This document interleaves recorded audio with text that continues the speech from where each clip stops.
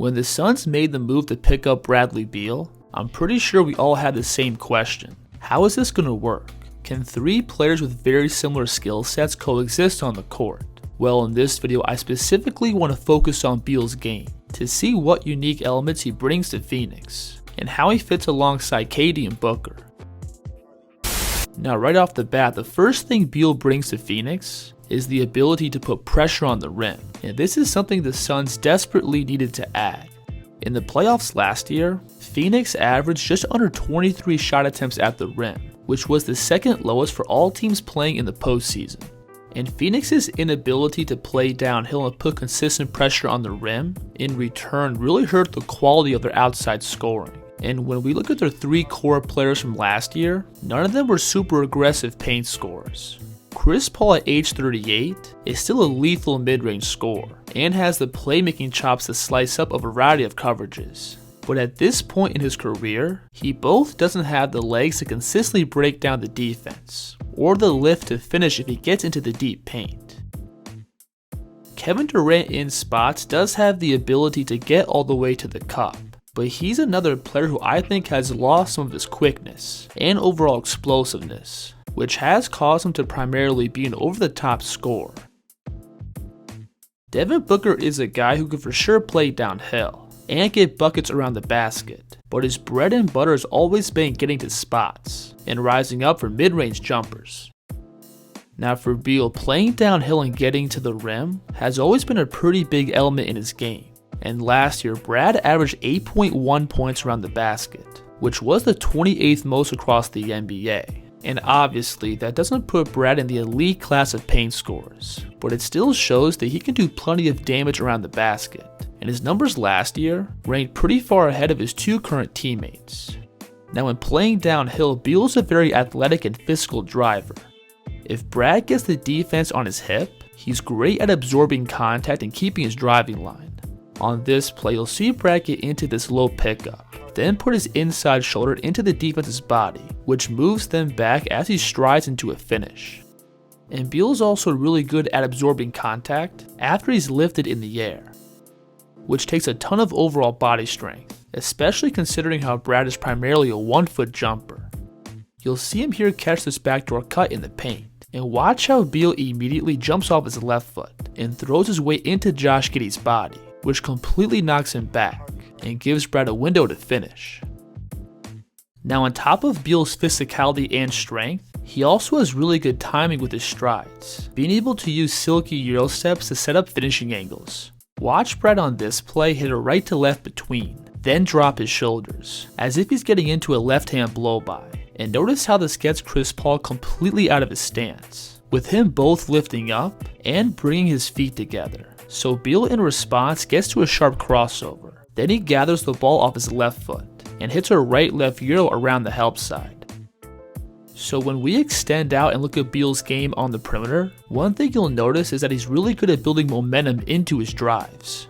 Right here, notice how Beal starts this play at the logo, and when Porzingis catches the ball at the slot, Brad's going to pick up a head of steam and blast off this handoff. And from this spot, a standstill defender has no chance of cutting him off. Now watch this play. Notice how Beal here is playing off the ball, and instead of staying attached to the 3-point line, he's going to drift back towards half court. And this gives him way more space off the catch to pick up speed. And when the ball comes, notice how Brad skips his feet up, which allows him to build momentum and get the outside angle on his man with his first dribble. Then notice as Brad gets into the paint, how he gets the defense to completely open up their hips. And from here, Beal is going to use his body control to elevate up as his man stumbles forward. Now you'll see Brad do the same thing off the dribble. Again, watch how he backs up all the way to the logo.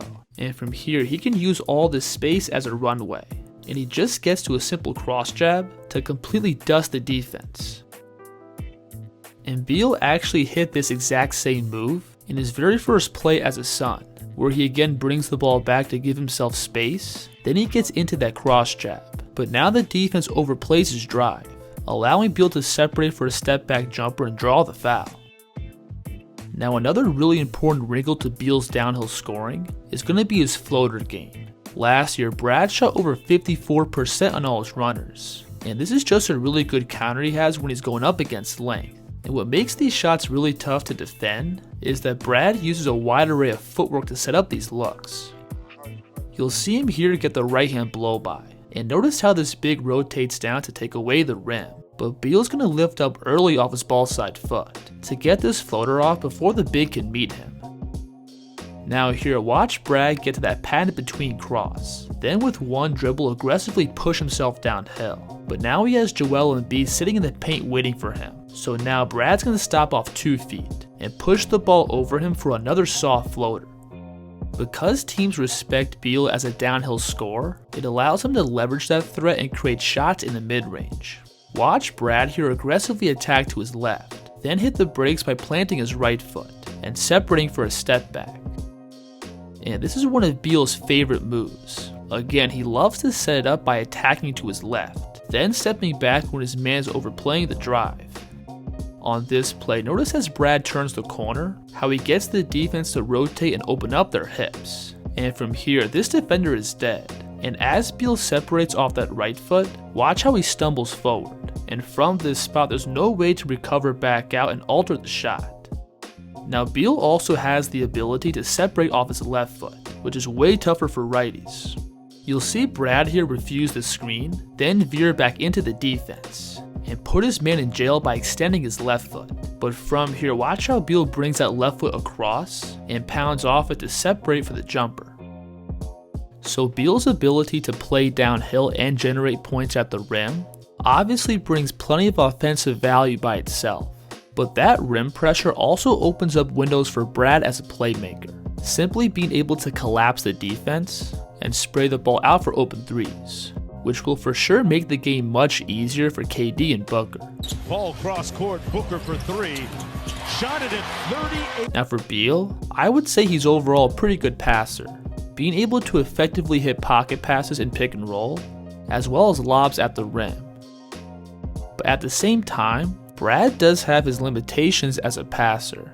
There's many possessions where Beal plays with tunnel vision, being super honed in on scoring and failing to make the simple play. Right here, you'll see Beal working the clock down, and Washington is just going to have him play off this ball screen with an open court. But as Brad comes off, notice how the defense forms a 3-man wall right in front of him, and instead of making the easy kickout pass, he barrels right into the crowd and gets the ball stripped. Beal's also not very effective in dealing with double teams. If he can't completely turn the corner off the dribble, he does struggle making the right pass out. So many of these issues stem from Brad's inability to read the entire court. For example, you'll see him attack off the screen to his right, and notice how he gets the weak side help to shift over towards the ball. The elite NBA playmakers will be able to laser a skip pass to one of these 3 guys, but those aren't passes that Beal has in his arsenal. But the good thing for Phoenix is that Beal doesn't have to dominate the ball in order to be productive offensively. So obviously, because Brad's going to be playing alongside KD and Booker, he's not going to have the offense consistently flow through him. And because of that, I do see Beal taking a lot more catch and shoot threes going into this season. So last year, Beal averaged about 2.2 catch and shoot threes a game, and he shot over 39% on those looks. But when we jump back to his 2016-17 season with John Wall, Beal was getting up over 5 catch and shoot threes a game, and that's the volume he should get back to this year. Beal the jumper. Now, like we saw with his mid-range game, Brad has really good balance and body control, which allows him to aggressively move to open spots and rise up for balanced jumpers. And that ability to simply make shots on the move is going to make him really tough to cover when playing alongside Durant and Booker. You'll see Kyle Kuzma here attack towards his right and spin back to the middle, and notice how he's able to pull Beal's man towards the nail. So Brad is just going to simply shift behind him to open space and create enough room for a catch and shoot 3. And these are shots that Beal should routinely get, especially playing alongside the caliber of scorers that Phoenix has. Now when we move on and look at Beal's 3-point shooting off the dribble, his numbers do take a pretty big dip. Over the past 3 years, Beal shot just under 31% on all his pull-up threes, which isn't the best overall percentage. And that does lead to defenses giving him a slight cushion off the dribble, in hopes of baiting Brad into these lower percentage shots. And I think we're going to see teams try to guard Beal like this throughout the season, because they can't afford to overhelp off of guys like KD and Booker. And at the same time, they can't overcommit to Brad on the ball, because he always has that blow-by threat.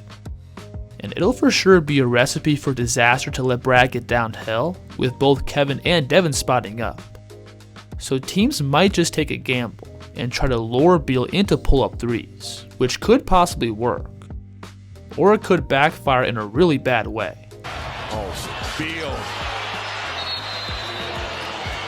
So for Bradley Beal and the Phoenix Suns, I think it's going to take them a little while to get adjusted and really hit their stride as a team. But I'm still really interested to see how this team is going to work on the court. And I'm also curious to see how they size up against a pretty loaded Western Conference. If you enjoyed the video, please like, subscribe, and let me know in the comments who the kids should break down next.